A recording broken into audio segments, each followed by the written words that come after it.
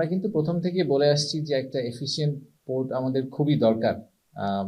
আমি এটা এখনো বিশ্বাস করি যে আমাদের একটা এফিশিয়েন্ট পোর্ট খুবই দরকার। বাংলাদেশের পোর্ট র্যাঙ্কিং 339 নম্বর র্যাঙ্কিং দিয়ে বিদেশি বিনিয়োগও আসবে না, এলডিসি গ্র্যাজুয়েশনও ঠিকভাবে হবে না, এবং কখনোই আমরা এফিসিয়েন্সি করাপশন, এই যে ইনএফিশিয়েন্ট এবং করাপ্ট একটা পোর্টের যে স্টিকার, এই স্টিকার থেকে আমরা কোনোদিন মুক্তি পাবো না। তো এই মুক্তিটা পেতে হলে আমাদেরকে আসলে একটা গ্লোবাল স্ট্যান্ডার্ডের পোর্ট অপারেট করতে হবে। তো এখন যদি আমরা নিউ মেরিন কন্টেইনার টার্মিনালটাকে কনভার্ট করতে পারি, খুব ভালো। আপনারা অলরেডি জানেন যে লালদিয়ার এগ্রিমেন্ট তো সাইন হয়ে গেছে। নিউ মেরিন যদি নিজে নাও কনভার্টেড হয়, আসলে 2028-29 এর মধ্যে আমরা একটা আসলেই global standard port new marine এর ঠিক পাশেই লালদিয়া কন্টেইনার টার্মিনাল হিসেবে পাবো, এবং পতেঙ্গা কন্টেইনার টার্মিনালও ততদিন উঠে চলে আসবে। তাদের যেটা আমার মনে হয় যে আমার যে ভয়টা আছে একই সাথে, সেটা হচ্ছে যে নিউ মেরিন কন্টেইনার টার্মিনাল আসলে সিগনিফিকেন্টলি বিজনেস লুজ করা শুরু করবে।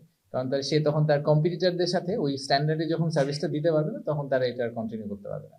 ইন এনি কেস, আমার জেনুইন ফিলিং হচ্ছে যে এই কার্যক্রমগুলো হয়তো ভবিষ্যৎ সরকার এমনি চালিয়ে নিয়ে যাবে।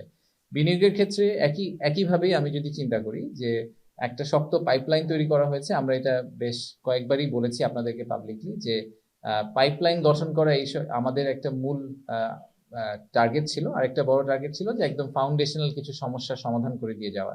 এটা অবশ্যই খুবই স্বাভাবিক যে আপনার এত বড় একটা গণঅভ্যুত্থান পরবর্তী বছরে বিনিয়োগ হঠাৎ করে 10 গুণ হয়ে যাওয়ার কোনো সম্ভাবনা নেই। এটা একটা গ্র্যাজুয়াল প্রসেস। এটা একটা মানে মিডিয়াম টার্ম কিছু গোল নিয়ে আসলে ইনভেস্টমেন্ট ডেভেলপমেন্ট করতে হয়। মিডিয়াম টার্ম গোল নিয়ে আমরা কাজ করছি। তা আমার আশা থাকবে যে এই আগামী সরকার যখন আসবে, তারা যদি সেম ট্র্যাকটা ফলো করে, তাহলে আমি আশাবাদী যে আগামী সরকারের মাঝামাঝি নাগাদ, আগামী 3 থেকে 5 বছরের মধ্যে আপনারা ইনভেস্টমেন্ট স্পেসে আসলে একটা সিগনিফিকেন্ট ইমপ্রুভমেন্ট দেখতে পাবেন। বাট সেই ইমপ্রুভমেন্টটা দেখার জন্য অবশ্যই আমাদেরকে এই সিলিং গুলাকে কিন্তু ভাঙতে হবে। আমরা কয়েকটা অ্যাবসোলুট ইকোনমিক ডেভেলপমেন্ট সিলিং এর মধ্যে অপারেট করি। একটা হচ্ছে আমাদের জ্বালানি স্বল্পতা, এনার্জি শর্টেজ। আমি এটা বারবার বলছি যে এই সব প্রবলেমটা সলভ করতে না পারলে আমাদের বিনিয়োগ হবে না। পোর্ট কেপেবিলিটি, এই লজিস্টিক্স বাংলাদেশের আপনারা জানেন যে গ্লোবাল অ্যাভারেজ হচ্ছে 10%, আমাদের হচ্ছে কস্ট টু লজিস্টিক্স 16%। এই ইনএফিসিয়েন্সি এবং এরকম এই স্ট্যান্ডার্ডে পোর্ট চালালে আমাদের ইনভেস্টমেন্ট নাম্বারটা সবসময় এই লেভেলেই থেকে যাবে, কখনোই আমরা বিদেশি বিনিয়োগ আসলে পাবো না।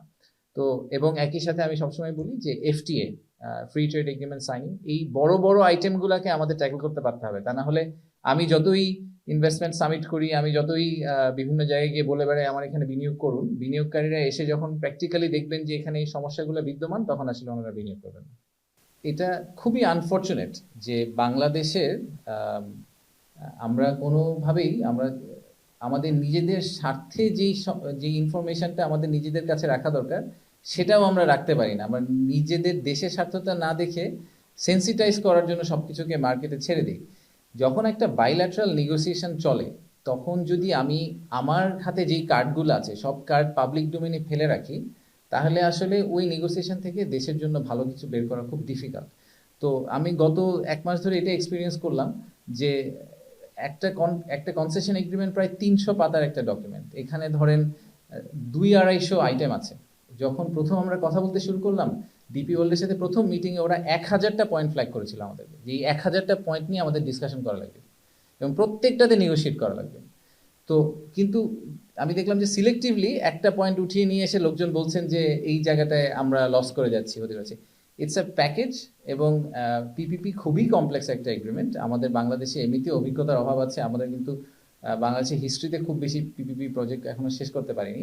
তো সেই কারণে আমাদের এক্সপার্টদের মধ্যে অভিজ্ঞতার অভাব আছে। এইটা যখন পাবলিক ডোমেনে যায় এবং যখন পাবলিক ডোমেনে সবাই এক্সপার্ট হয়ে যান পিপিপি নিয়ে, তখন তারা বিভিন্ন ধরনের কনক্লুশন ড্র করেন একটা সংখ্যার উপর ভিত্তি করে। তো এই কনক্লুশনগুলো আসলে এত মানে the best way for me to explain is very childish.